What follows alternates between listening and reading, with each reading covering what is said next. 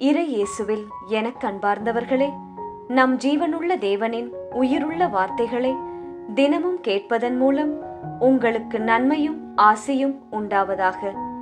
இன்றைக்கு நம் உள்ளத்தில் ஆண்டவர் பேச விரும்புகிற திருவசனம் மத்தேயு 2ஆம் அதிகாரம் 15ஆம் திருவசனம். எகிப்திலிருந்து என் மகனை அழைத்து வந்தேன் என்று இறைவாக்கினர் வாயிலாக ஆண்டவர் உரைத்தது நிறைவேறியது. இறை இயேசுவில் எனதருமை நண்பர்களே, உங்கள் அனைவருக்கும் நம் இயேசுவின் அன்பை உரித்தாக்குகின்றேன்.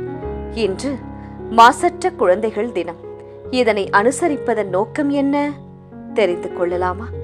ரோமை அரசால் யூதர்களை ஆள்வதற்கு என்று நியமிக்கப்பட்ட ஏரோது அரசரால் கொல்லப்பட்ட குழந்தைகள்தான் மாசற்ற குழந்தைகள் தினமாய் தாய் திருச்சபை நினைவு கூர்கிறது.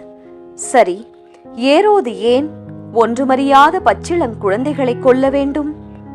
சிந்தித்ததுண்டா? ஞானிகளால் மெசியா பிறந்திருக்கிறார் என்பதை அறிந்த ஏரோது அக்குழந்தையால் தன்னுடைய அரசுக்கு ஆபத்து என்று நினைத்தான்.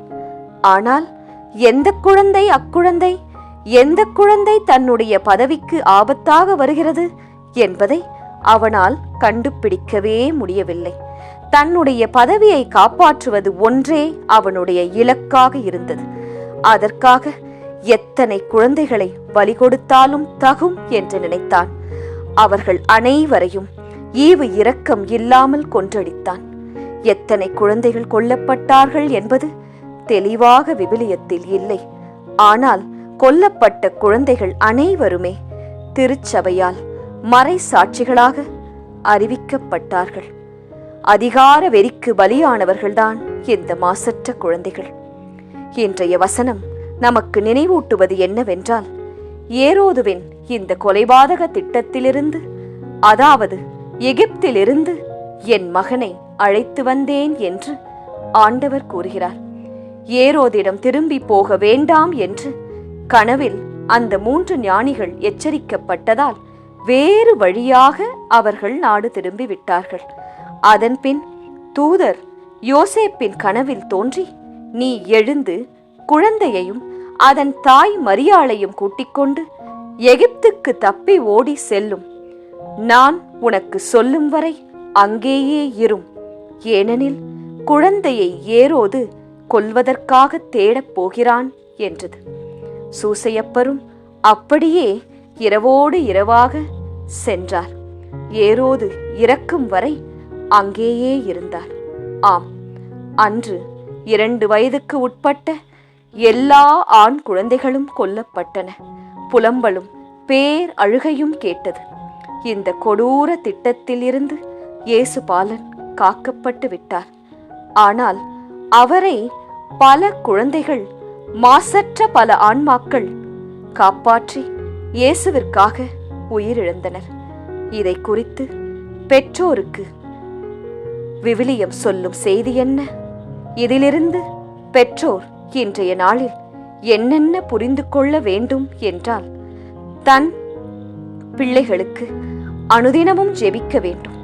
தன் பிள்ளைகள் வாழ்வு பெற வேண்டும் என்று மண்டியிட்டு ஜெபிக்க வேண்டும். அது ஒவ்வொரு பெற்றோரின் கடமையாகும். தாங்கள் நிறைவேற்ற முடியாத ஆசைகளை குழந்தைகள் மேல் திணித்து அவர்களுடைய விருப்பு வெறுப்புகளுக்கு ஏற்ப வளர்க்க வேண்டும் என்று நினைத்து குழந்தைகளின் ஆளுமையை சிதைக்காமல் குழந்தைகளை அவர்களின் இயல்பில் வளரவிட வேண்டும். இதையெல்லாம் மனதில் வைத்தவர்களாய், அன்பான, அறிவுள்ள, ஞானமுள்ள பெற்றோர்களாய் மாற வேண்டி பிள்ளைகளை வளர்க்க வேண்டி இயேசு பாலனிடம் செபிக்கலாமா? இயேசுவே, எங்கள் பிள்ளைகளுக்காக இந்த நாளிலே விசேஷமாக உம்மிடம் வந்து ஜெபிக்கின்றோம். எங்கள் பிள்ளைகள் நல்ல பிள்ளைகளாக, கீழ்ப்படிதலுள்ள பிள்ளைகளாக, தேவ பக்தி, படிப்பு, நல்ல குணம், நல்ல நண்பர்கள், உதவும் மனம் கொண்ட பிள்ளைகளாக வளர துணை செய்யும். உச்சம் தலைமுதல் உள்ளங்கால் வரை உமது ஒளிவ எண்ணெயால் தொட்டு ஆசிர்வதித்து பாதுகாத்து வழிநடத்தி அருளும் இயேசு பாலனே, ஆமேன். இயேசு கிறிஸ்துவின் பெரிதான நாமத்தின் நிமித்தம் ஜெபிக்கிறோம், ஆமேன். ஒவ்வொரு நாளும் உங்கள் உள்ளத்தில் ஆண்டவர் பேச விரும்புகிற இறை வார்த்தையை தெரிந்து கொள்ள ரோசரி பிரேயர்ஸ் சேனலை சப்ஸ்கிரைப் செய்யுங்கள். மேலும் உங்கள் நண்பர்கள் மற்றும் உறவினர்களுடன் ஷேர் செய்யுங்கள். நன்றி.